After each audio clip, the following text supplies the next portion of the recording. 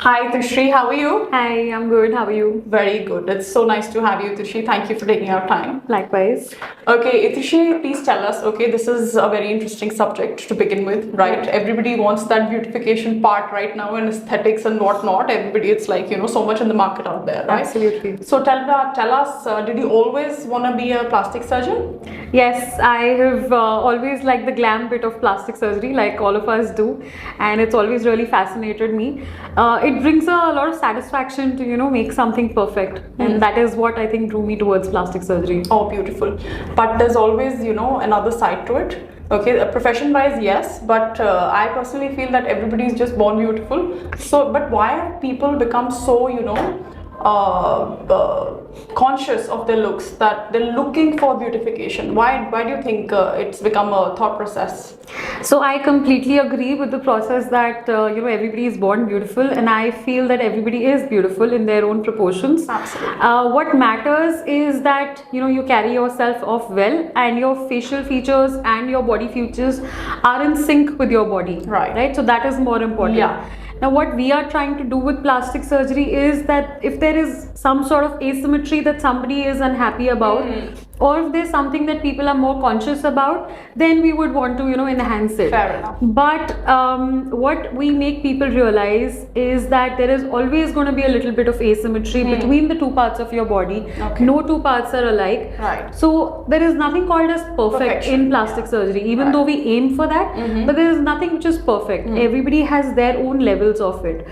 I think the reason why people have become so obsessed with it, as you said, is because there is a lot of awareness on social media about a lot of things, and people want to try out new trends.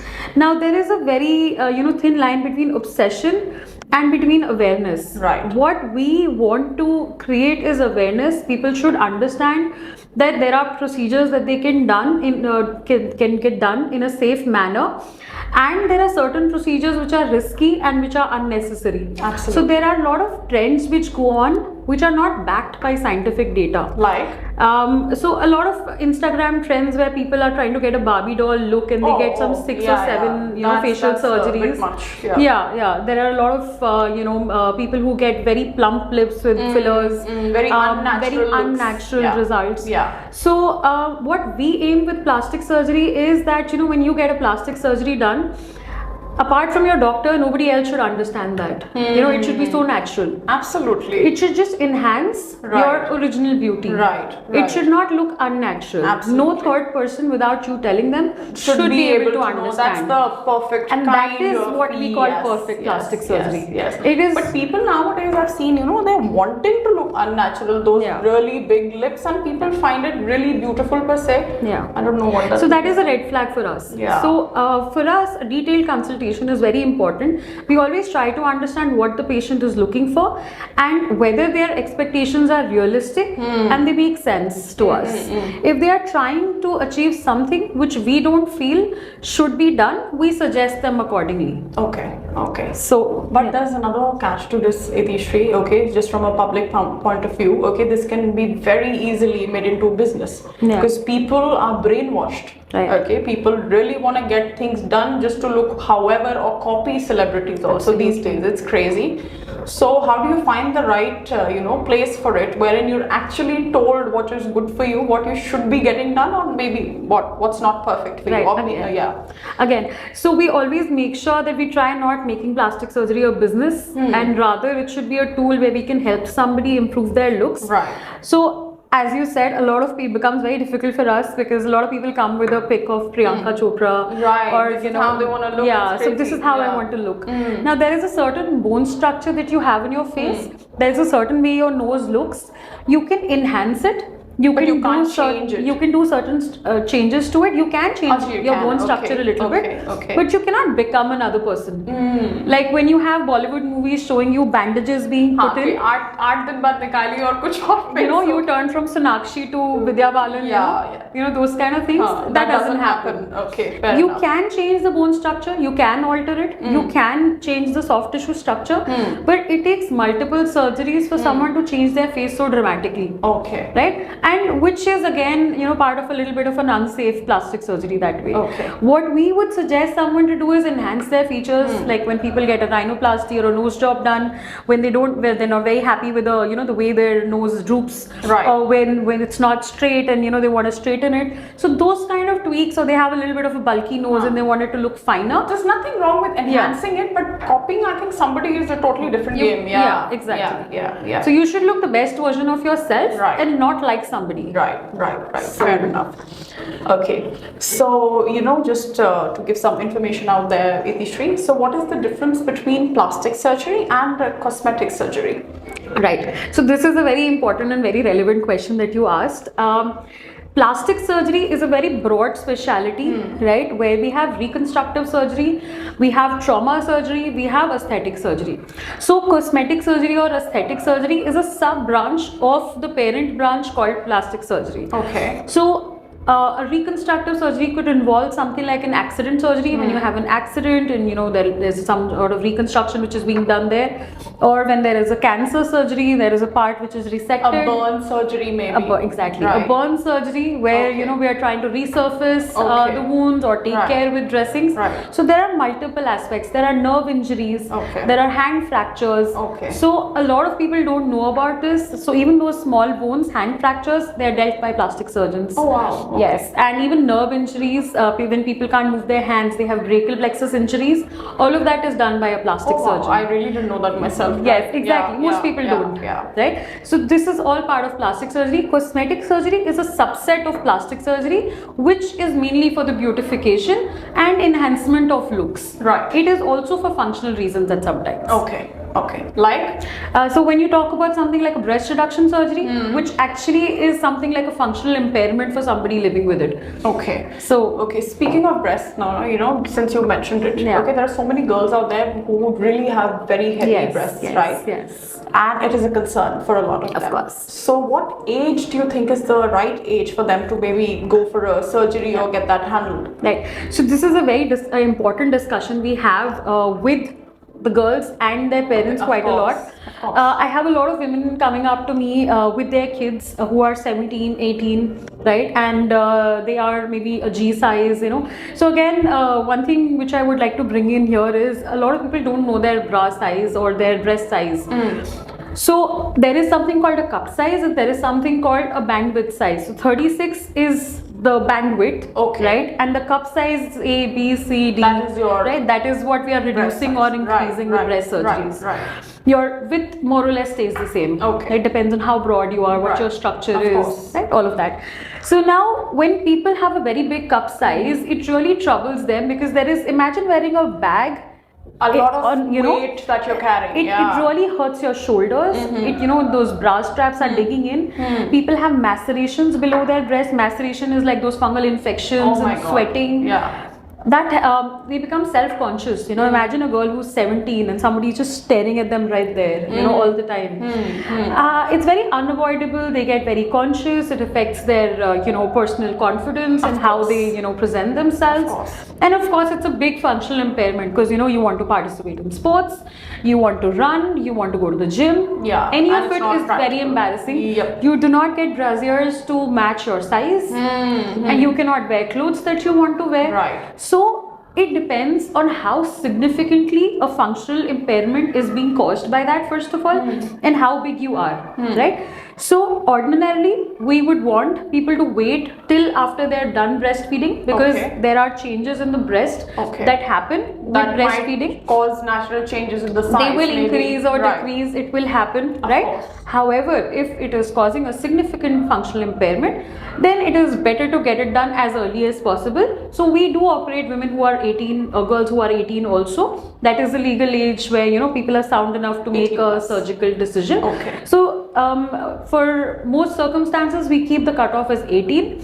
But it's always an individual discussion where we understand how significantly it is, causing issues with the person, and then suggest accordingly. Of course. And what are the reasons? Do you have any idea what are the reasons of this cause? Why it happens? Why? So quite often it is some sort of hormonal imbalance which actually causes an increase in the size. Why I came up with this question is maybe because I want to know if there are other ways to deal with this rather than going for a surgery. No, so what happens is when you have those hormonal disturbances, so there is a not exactly a corresponding condition, but somewhat similar condition in males called a gynecomastia, Okay. where they develop man boobs. Okay. They develop some glandular Right, tissue, right. which they're not supposed to have Right. otherwise.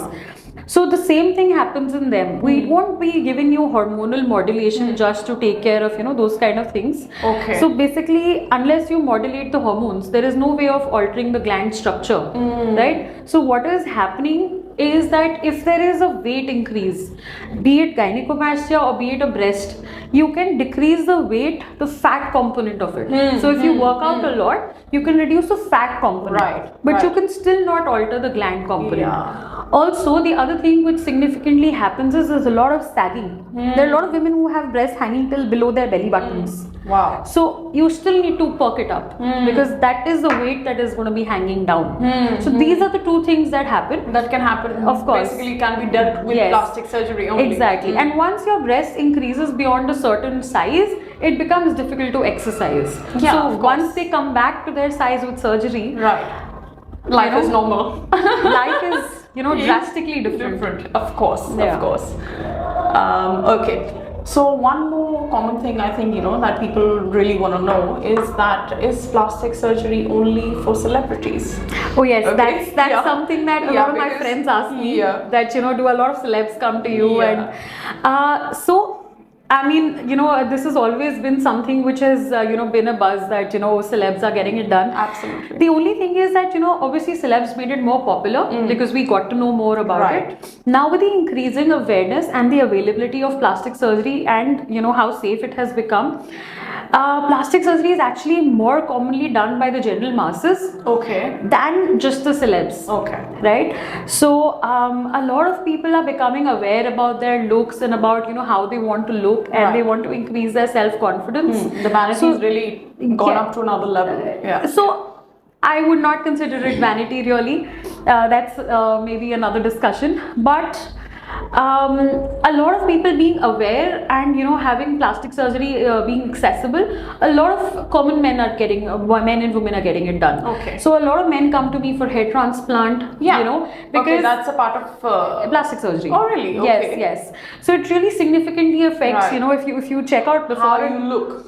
Yeah. it really affects the confidence level. Yeah. So suppose I'm looking into a camera and somebody just looks at me like that. This is the part that is visible. Right. So when you do a hair transplant, it significantly takes off years from somebody's age without doing any anti-aging procedure. Right? So that really affects the way people look at you, the way people deal with you.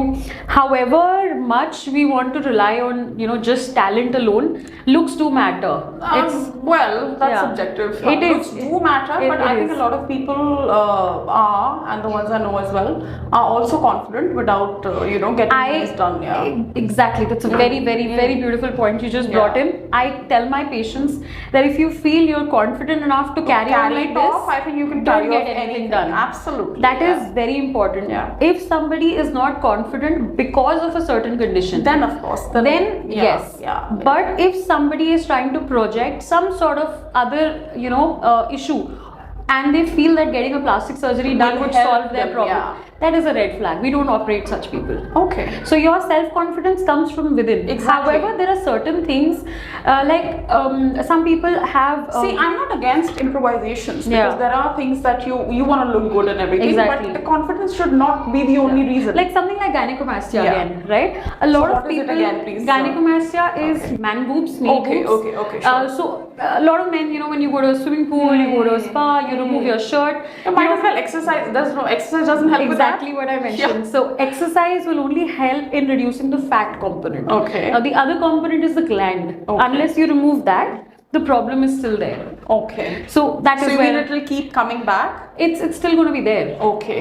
The gland won't go away on its own. So Okay. you need to remove that. But a man moves, I think, a lot of boys, Yeah. okay, in teenage, when Yeah. they That's when it gain develops. weight, it develops. But as they grow up, I think it sort of just, they come back to shape on their own, isn't They it? come back to shape. Yeah. The gland part doesn't go away. Okay. So if So are you trying to say that there's a chance that they might get those man boobs again? Man boobs, if they Yeah. have it, it doesn't Yeah. disappear. Okay. It's always been there. Okay. So the only thing is that maybe when they're losing weight, they did not have that much of gland. People who had obvious gland it would not just go away on its own. You need a Okay. surgery for that. Okay. Okay. So we do tell people that you can exercise and you Right. can try doing that. In fact, a lot of our patients are bodybuilders who have almost 0% fat on their chest. They just have that little bit of gland. But they below want to the get that nipples. removed as well. They get it removed. Just a little bit of fat below the nipples, which gives that puffy nipple appearance. That's it.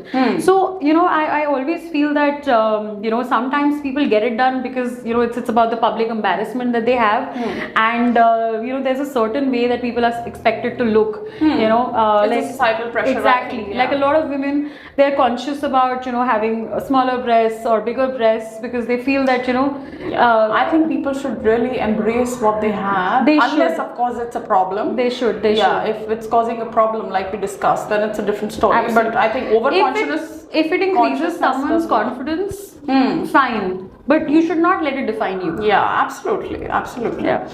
And okay, Tishi, moving forward. Okay, so are body contouring surgeries weight loss surgeries? Right. So, Okay. a lot of people, Okay, what contouring surgeries are we talking about here just now? Okay. So liposuction Yes. and tummy tucking. Yes, Yeah. yes, absolutely. So the main body contouring surgeries are either a liposuction or a tummy tuck. It depends on multiple factors about which one you can get done. Of course, a plastic surgeon is the best person to examine Right. and tell you what is the best. Okay, can you just break it down a little bit? Yes, of First, can you just explain us what is liposuction? Of course, yeah, of course. and then yeah. So liposuction is something which we make small tiny holes over the area where we are trying to remove the fat. Okay. We infiltrate or we put in some fluid Okay. to break up the fat globules and then we suck them out through a negative pressure or a suction. Okay, and it's usually done on your waist areas. It can be done anywhere. Anywhere, It can be okay. done here, it can be Okay. done here on your neck. Okay, just the removal of A fat. lot of places. Okay. Right? Okay. Of course, there's a safe area and there's Right, those kind right, of things right. that are there. But a liposuction can be done in a lot of areas where there is excess fat. One prerequisite for it is good skin elasticity. So your skin needs to recoil back. Okay. Right, so somebody who has a lot of sagging skin, a lot of hanging skin, especially in the abdomen area, or somebody who's a massive weight loss patient, but they have a little bit of, I think because a lot of women want to get it done after post pregnancies. yeah. So that is when a tummy Yeah. tuck comes in. Okay. Right now, tummy tuck is also in different. Again, that's a big topic, but we have different types depending on how loose the skin is, Right. whether there is a muscle laxity. So when your pregnancy happens, these two, the rectus muscles, it stretches out. Okay. So there is Yeah. a sort of a rectal hernia, divarication. So we replace that, we repair that also in the midline. Okay. So all of that is done post pregnancy, part of a mommy makeover procedure also for that matter. Okay. Like women after their pregnancy. Want to come back, Yes. look good and everything. Yes, Okay. yes. So liposuction is removal of fat. Absolutely. And tummy tucking is basically, can you explain it a bit more? So what we are doing is basically removing the fat and that extra skin that is there. Okay, so you're removing the skin or We're you're removing the skin and tucking the it? tissue. So is it like a proper surgery as in Yeah, you it's a use- proper surgery, okay, but you using have- the knife. Absolutely. Okay. Yes. Okay. So the only thing is that the scar is hidden in the panty line. So we Okay. try to limit the scars to hidden areas. Okay. Right. Okay. So it's Just always like a C-sec pretty much. the scar is much bigger than a C-sec. Of course, compared because to it's that. the whole yeah, line, but it's yeah. all hidden in the Okay. panty lines. Okay. Right. So it gives so what I was trying to say is that a body contouring surgery would give you a nice contour. It is not considered a weight loss surgery typically. That would be a bariatric surgery. Okay. Right, wherein you're stapling or cutting a part of the stomach. But it helps you lose inches. It helps you get in better shape. So even though, of course, when we remove maybe 5 liters, 6 liters of fat, you will lose some amount of weight that is there. But we That's don't. a shortcut, right? Because people can easily go back to shape, I feel, if they're really taking care of themselves. So after liposuction, Yeah. we make sure that patients follow a certain diet and exercise routine, Right. so that they can enhance and maintain that shape. Right. So even people who are getting a surgery done, we make sure they're very motivated. there is no guarantee that's gonna be like that now. So yes, so of course the fat that we have removed is Gone. done. It's Yeah, gone. yeah, So of it's course. that's not coming back. Yeah. However, mostly people get it done when there are stubborn areas of fat. Okay. They exercise, they work out. A And lot it's of not our helping. patients, yes, a lot of our patients are motivated. They are already on workout regimens, but they just have these stubborn, pockets of fat. That they can't lose somehow or the other. So that Understandable. is what Okay. an ideal candidate for a liposuction is. Fair enough. Not somebody who wants to have junk food every day after getting a liposuction done. Right. That's not a good idea. So you need to first be motivated, have a good fitness, regime in place, and even yeah. if you're not able to do it now, you at least need to do it post surgery, because that's how you maintain results long time, and you keep looking wonderful. Of course, of So- course. Okay, so moving forward, Itishri, I've also heard that plastic surgeons use skin from other parts of the body to basically perform certain procedures. How does that go? Right. So, like you mentioned, burn surgeries, right? So, a lot of people, when they have burns or in cases of accidents where they lose certain part of the tissue, Right. and the deeper structures are exposed. Of course. In those cases, in some selected cases, we use skin from maybe the thighs or some hidden parts to cover that certain area.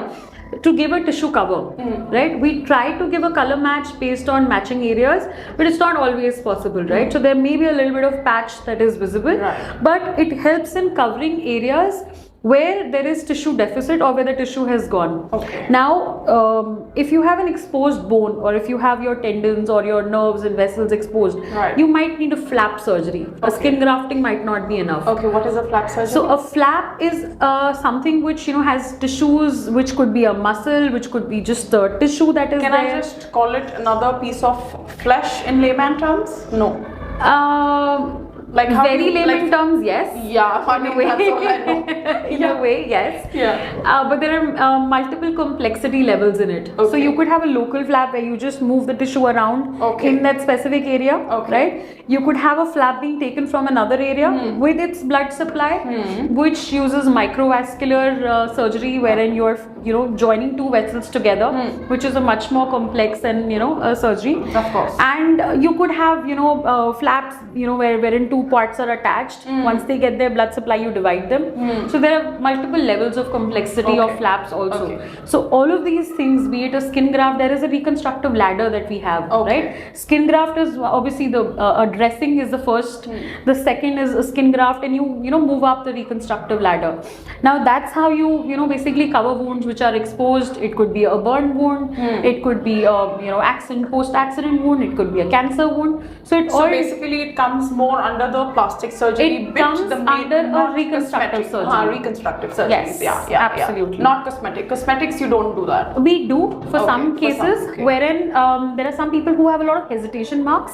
Okay. So in those cases, that is one of the most difficult things that are there, because they just don't go away, right? So we do sometimes resurface that entire area with a skin graft. Okay. Another important area is tattooing. When people have big tattoos and they want to get rid of those, and you can't just cut open their entire tattoo, right? So yes, we can reduce it serially, but another option is to remove that entire thing and put a skin graft. Okay. So there are certain So removal. This is a good point actually that has come up, because maybe there are people who look for removal of tattoos. So there are lasers which help in tattoo removal. I think that just lightens it up. Yeah, exactly. doesn't So remove it does lighten it quite a lot.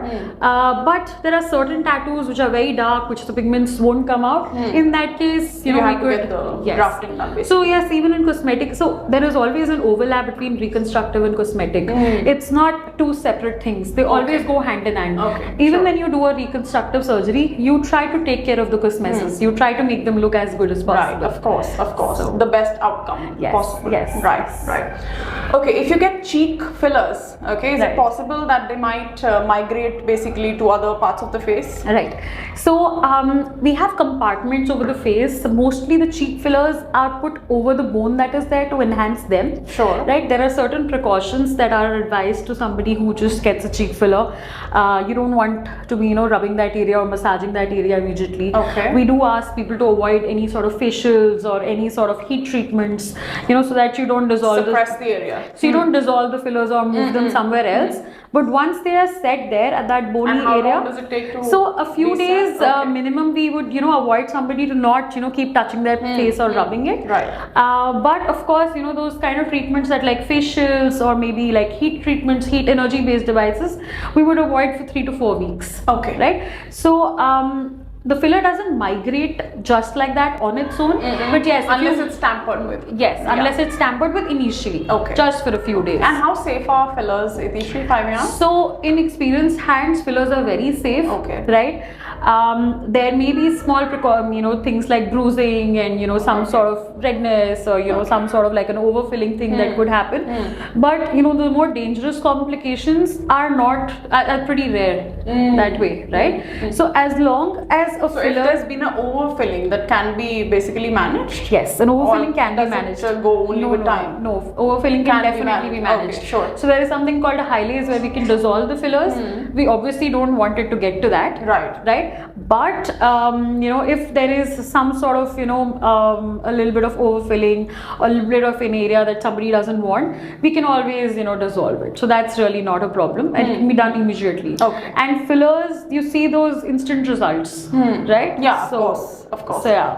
They're just injectables. Yeah, they're injectables. Injectables, Yes. right. So the most common fillers are hyaluronic acid fillers. Okay. Right, and they are basically. There's so many tablets also in the market for the same acid. How effective are those? Any idea? So hyaluronic acid, you have a lot of serums also for that matter. yeah. Right. Basically, our body, we already Produces. have hyaluronic acid, right? So we're just trying to enhance that. Right. Hyaluronic acid absorbs water. Okay. So you're trying to give that hydrated look, and you're trying plumps to. it up a little. Yes, yes. But of course, when you're injecting these fillers, we have something called skin boosters these Okay. days, right? Yeah. So they have, we inject it over the entire face, small micro droplets. Now these absorb water. They make your skin over time improve, hydrated, and it looks better. Okay. So over time, when people get skin boosters, they improve the overall See, appearance the of the skin. effectiveness of it obviously is going to be there, no doubts about that. So it's better than a serum. It's better than a serum. Skin booster, Okay. you're injecting right into the layers where it's needed. Okay. So when you apply a So, serum, once, let's say, if somebody gets it done, Yeah. so do they really have to go for it again? Does it like sort of basically You don't make have a to- difference to your appearance if you don't get it done the next time? not really. No. Skin boosters will just improve the For now, appearance. if they've improved, okay, Yeah. next time if I don't go for a cover, basically the next session, there's no drama happening, nothing. No. So you come back to your normal face, that's all. Yeah, And how you long don't does come it back last to your for? normal face. It's still a little more improved from what it was. And it's going to stay for how long? It does, as long as you maintain your general skin regime, you eat well, you Okay. take care of your skincare. Okay. So it doesn't completely go back. Okay. Because you have initiated some sort of collagen production, Okay. some sort of enough. skin boosting that is there. Right. So that effect stays a little bit. And what are the commercials behind it? Yeah. So people know like what is the costing like for these basic skin boosters? That varies. That so varies. yeah, Okay. yeah. Let's just give an average number out. It really depends. So basically, fillers cost per ml. It could cost anywhere between 35 to 40,000, Sure. sometimes even more. Okay. It depends on the setup it is being done at also. Right. Right. It depends on the company. Overheads and companies yes, and the company. who's doing it and everything. Yeah. And what brand you are choosing, right? Sure. So like we make sure that we choose very reputed international brands. Of course. Somebody who's using maybe a Korean skin booster, it would be much cheaper. Okay. Right, but then we try to go with reliability and safety. So Okay. standard is what it is. Okay. Yeah. Okay. Sure. Okay. And one more thing, Itishri. One more thing. It's a very important thing actually.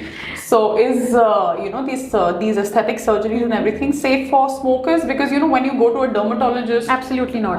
absolutely not. But why? I don't prefer operating in smokers at all. Why? And I think a lot of surgeons would agree with me. Smoking, nicotine per se in any form reduces the blood supply. Okay. When you want any wound to heal, Okay. right? You want good blood supply. Okay. That's how things heal. Okay. Right? Why do you have such good healing on your face? Because you have a beautiful blood supply. Okay. Right? Now in smokers, because the blood supply is hampered, you have higher rate of complications. Even in surgeries, like obviously major surgeries require a more strict control. Maybe even 3 to 4 weeks before a surgery, we would advise them to stop, and of course after surgery. Yeah, that's what I was going to for actually quite come some time. to. Like, for example, now if a smoker wants to go for it, so what is the basic minimum? We stop. We make sure 3 to 4 weeks at least. Minimum. before the surgery. Yeah, of course. For a major surgery. Okay. If it's a smaller procedure, maybe a week before surgery. Okay, Right? so week does the job basically. It's not like a big no-no for them out there. It is a big no-no still. Okay. Like I am not in favor Okay. of somebody who's a heavy smoker. Okay. Somebody who's a light smoker, it's easier for them to stop it. For Right. somebody who's a heavy smoker, I have seen patients who, who say that yes, we're going to stop and it's okay, and then it becomes very difficult for them. No, and, addiction is completely different. Yeah. yeah. It's like losing some, winning some. Yeah. Of Yeah, course. so like it's not just about the pre-surgery thing then. And it's after also that about also maintenance. Yes, Right, yes. right. So you don't want to see complications in your patients. You know, So you for example, let's say if a smoker doesn't stop and yet you get the, go ahead with the surgery. So Yeah. what are the possible complications. Yeah. So it depends on the surgery, obviously, but anything related to the blood supply, right? So basically, we have wound healing problems. So your wound doesn't heal that well, maybe, Okay. right? And of course, age also plays a role. The younger somebody is, they have better chances of healing. Right. The diet plays a role. Your general nutritional, status plays a role. Your genetics play a role. Of course. But yes, whenever the blood supply is less to certain area, you can have things like wound gaping. The wound can open up. You can have a stitch-like But these we're talking necrosis. about like the major surgeries, like not the For aesthetic. anything. Aesthetics also. Aesthetic also, we have major surgeries. Okay. So okay. anything which has a big stitch line, has a big sort of Got it. blood Whenever supply. you're being- using a knife, basically that becomes a problem. Not for injectables. Even in liposuction, even in injectables for that matter, we would at least prefer somebody not smoking for a few days around here and there. Sure. Right? Sure. Yeah. Okay. So it's always better to be medically fit and to be away from something like this when you're undergoing a procedure. Of course. Especially an elective procedure. Okay. Yeah. There's an emergency. There's no obviously option, right? Yeah. Cool. Okay. And does these aesthetic surgeries, are they covered under medical insurance by any chance? Right. So this is a very controversial topic in India, especially because unfortunately a lot of the insurance companies are not very aware of what exactly comes under aesthetic, which as an association. So we have an association of Indian Association of Aesthetic Plastic Surgeons. Okay. So we are working towards creating more awareness and making people understand how it works. However, a lot of people are not aware what exactly is an aesthetic and what exactly is a reconstructive surgery. And as I stated previously, there's always an overlap. So when you talk about a surgery like breast reduction, it is, technically a functional surgery. It's a reconstructive surgery. You're not doing it to improve their looks. Yeah. They have serious functional issues. Right. So it should be covered under insurance. Yeah. Some companies respect that and they cover I it. think most don't. Yes. Yeah. Which is unfortunate because women are suffering from it. It's not something they're doing to look good. Yeah. So, things like that are covered. But of course, something like a hair transplant. Of course, that's a personal. Of course, that comes more under the aesthetic. Yes. Right. Okay. Now, if somebody is not ready to commit to a surgery, okay, what are the non-invasive options to improve appearances according to you? Right. Yeah. Okay. So one factor which we really need to understand before that is there is a certain person who is a surgical candidate and there's somebody who's a non-surgical candidate. That depends upon the degree of improvement you're looking for and of course the individual body characteristics. Like suppose you talk about face, when you talk about a facelift compared to a thread lift. Right. The result that you can get with a surgery is definitely more drastic than you get with a non-surgical procedure. A non-surgical procedure does need repeated sessions, but in certain cases, when a person is younger, and they do not have that much of laxity, they do not have that much of loose skin wherein you have to cut everything, you can go ahead with a thread lift, right? But the patient selection is very important. They are not interchangeable like that. But yes, in correct patients, you can go ahead with non-surgical procedures giving very beautiful results. Yeah. Right? So patient selection is very important Okay, for and that. finding the right doctor. Yes, absolutely. Absolutely. Yeah. Okay, now coming to that, what is the most important thing to ask your cosmetic surgeon, Yes. before committing to Yes. something? Yes. Yeah.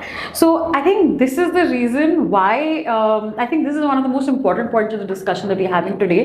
It is very important to check your doctor's qualifications, right? So make sure that your doctor is a plastic surgeon, a board certified plastic surgeon, preferably having trained specifically for that field. Of course. Right? So you can always, don't shy away from asking the doctor their accreditations, or where they have done it from, or even having a look at their degree for that matter. Yeah. So of course, again, as I mentioned, our association, the IAPS, or the Indian Association of Aesthetic Plastic Surgeons, we have a website wherein there is a lot of information available online, and about the safety of procedures. So what we are trying to do is build credibility. When you see a surgeon is a board certified plastic surgeon and an IAPS member, an IAPS member usually keeps themselves updated with conferences. We have aesthetic conferences every year, and with a lot of workshops and fellowships that happen. The more a doctor reads and the more a doctor attends newer things, they are more aware of the issues that can happen. We have a group. Why I came up with this point is because you find these cosmetic procedures being done everywhere now. So the issue is that we're trying to actually figure out solutions for those also. There are a lot of people who call themselves as facial plastic surgeons, and they're not plastic surgeons. Or aesthetic surgeons who are not plastic surgeons. There are a lot of these loose terms which are just going around, and unfortunately people don't know better. So my advice would be, always check the accreditation, make sure your plastic surgeon is a plastic surgeon, right? It should not just be a confusing term. It should not be an aesthetician. So it should not be a cosmetologist. Shy away from asking the right please documents. Yeah, please ask. Absolutely. If you want to be safe. Yes, absolutely. Okay, so now Itishri, we're gonna start something fun. With you, you're the first one today. Okay, this is called Express 8, where I'll be asking you a couple of questions. Well, 8 questions to be specific. And you can give us some yes, no, some fun answers, some one-liners. Okay, relevant of course to the questions, right? So let's start, Itishri. Okay, starting with the first one. Plastic surgery is called plastic surgery because it involves the use of plastic. There are people who really come up with this. And I can't even, the amount of times that my friends have teased me about it, very seriously, that, we've kept a bucket of plastic. Maybe next time you come in. See? It's crazy. So it's a no. It's a no. It's a no. Okay. The reason, just for information, why we call it plastic surgery, it's originated from plastico is the term, meaning to mold. Okay, sure. So that's how the origin of the word plastic surgery. Okay, good to know. Okay, which is the most painful plastic cosmetic surgery? The one that doesn't go right. I like that. Okay, plastic surgery is only for women? So, in fact, I feel a lot of men come to us for plastic surgery and they don't shy away from it anymore. And I really like that. I really appreciate men, looking after themselves. Of course. And I think they deserve to look good as much as women do. Of course. So, we have hair transplants, we have gynecomastia surgeries, we have body contouring surgeries, we have as well. facelift surgeries. And I feel, a higher proportion of males are coming in for plastic surgery than females. Okay. Actually. Okay. Amazing. Okay, I'm going to move forward. I wanted to make it quick. Yeah. So plastic surgery is only to improve looks? So as I've already mentioned, plastic surgery is for a variety of reasons. Of course, sure. Right? Yeah. So the entire face can be changed through plastic surgery. Acha, we've already, by the way, discussed this. जैसे Bollywood में होता है, 8 दिन के बाद bandage खोल के face बदल गया. So does that happen? No. No, it doesn't. It doesn't. You can't expect magic. Yeah. You can expect drastic improvement, but by a calculated approach. Okay, sure. Sure. So there has to be a realistic expectation to it. And there's a certain downtime which is involved in all procedures. Always. That is something. Go with that. Yeah. Okay, Botox is a dangerous substance. So botulinum toxin, Botox is like a company trademark that way. Botulinum toxin per se, if ingested in the dose, it can be toxic, it can be dangerous. Okay. But the dose it is given in, it's such a small, minute dose that all that it does is it just weakens the muscle. It is, injected into. So what we are trying to do is basically the lines that come in due to the overactivity of the muscles, we are just trying to relax them. Okay. So again, with Botox, it's very important to produce a natural result and not to give a plastic or frozen face. Right. So these days, so it's freezing the muscles. We're not trying to freeze the muscles. Okay. We are just trying to weaken them enough to relax them. Sure. That's it. Sure. Got it. Okay, plastic surgery leaves no scars. Oh yeah, I mean, I have just been so fed up of this question that we don't want any scars. Yeah. Whenever you make a cut, you get a scar. Right? It's a given, yeah. What we can do is make the scars look better. So we can give a fine line instead of those big ugly those railroad scars that people used to get. But you cannot have something which is invisible completely. Absolutely. You have a lot of progress has occurred in that. You have scar gels, you have silicone gels which improve the appearance of scars, right? And we have I think CO2 the lasers. dissolvable stitches also are doing it quite a bit, right? So the stitches, be it dissolvable or be it The regular removable ones, they're the same that way. Okay. Okay. It's about how you do it. It's about the technique. Okay, sure. Right? So basically absorbable is for a certain reason and for a certain region of the body per se, but you can give the same results with both. It's about the technique that it is done and about how you take care of them, right? Also, there are certain lasers that do improve scar appearance if there is a bad scar. Okay. But your own body's capacity to heal, some people have those hypertrophic, those thick scars. They have the tendency to form those. Some people have dark pigmented scars. So if you have a tendency to form something like that, then you might, scar badly. Otherwise, mostly the scars would be there, but they would be very fine when you get it done Okay. from a plastic surgeon. So basically, you will have a scar. Okay, if you're getting a plastic surgery done, so be prepared for a scar. It depends. When you talk about something like a liposuction, we do it from very small holes. So you can barely notice them. Okay. So it really depends on the surgery you're getting done. Okay, sure. We don't always scar you. So plastic surgery lasts forever. Nothing lasts forever, really. But how it made you feel does Last forever. That impression lasts forever. Yes. So see, there is always a longevity of certain results. Maybe there is a certain number of years that a certain result would last. Yes, there are certain surgeries which last forever also. When you have a cyst, you remove it, it's done. That's a different thing, right? of course. So it really depends on the surgeries you are getting done. Yeah, right. But when you're talking about an anti-aging procedure, which I mean primarily, yes, right? So when you talk about that, your body continues to age. So it is not.